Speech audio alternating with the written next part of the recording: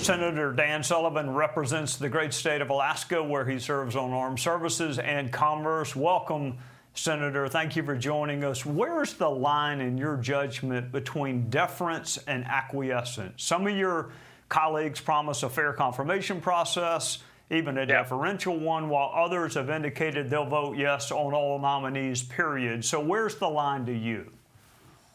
Well, Trey, first greetings from big, snowy, beautiful Alaska, and happy Thanksgiving to you and all the viewers. Thank you. Look, my view on this is the U.S. Senate has a constitutional role to play, certainly, and it's also a testament to our founders.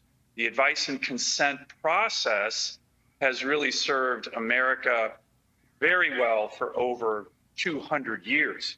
At the same time, I'm a strong believer in the fact that the president should get, in general, the cabinet that he wants, particularly in an election like we just saw with President Trump, that was overwhelmingly in favor of his agenda that he laid out. So it's the balance between making sure the president gets the cabinet he wants. He picks the cabinet. We have our advice and consent process. We go through that, but also to make sure that we're getting highly qualified cabinet officials.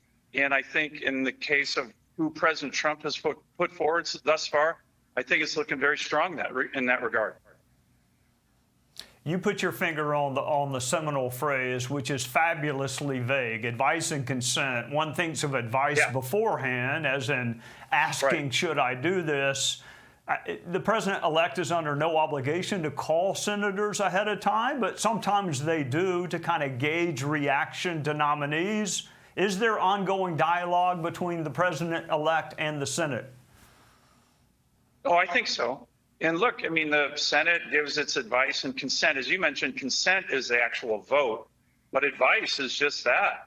And when nominees come before committees, there's a lot of advice in terms of hearings, but also the meetings beforehand. I think a lot of senators weigh in with the president and his team. Hey, this could be a good candidate, not just for cabinet officials, but for deputy secretaries, undersecretaries.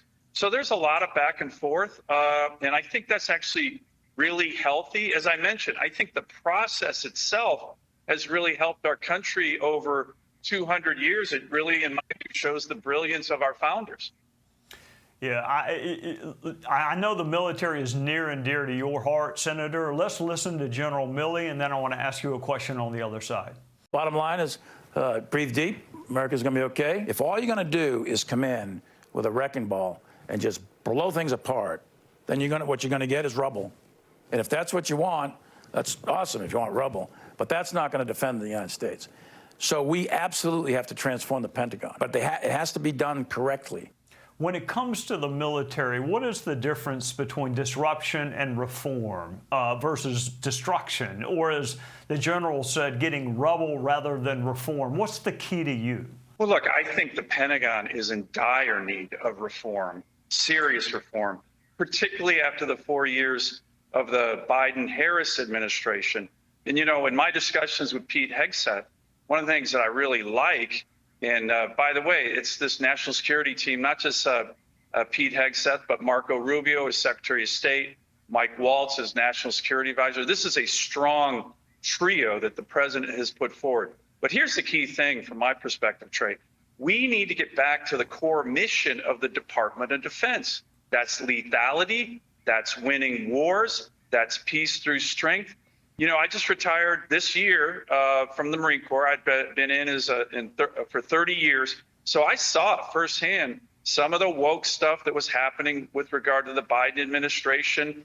You had a Secretary of the Navy who's more focused on climate change than shipbuilding. One of President Biden's first executive orders, just 1 or 2 days after his inauguration, wasn't focused on lethality, winning wars.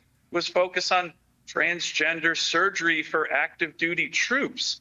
So look, we need to get back to the mission of the Pentagon, which is to win our nation's wars and to create the most lethal force in the world to deter wars.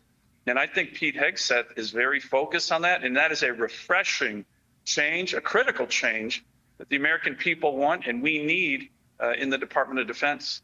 Thank you for joining us on a Sunday night, and happy Thanksgiving to everybody in the great state of Alaska.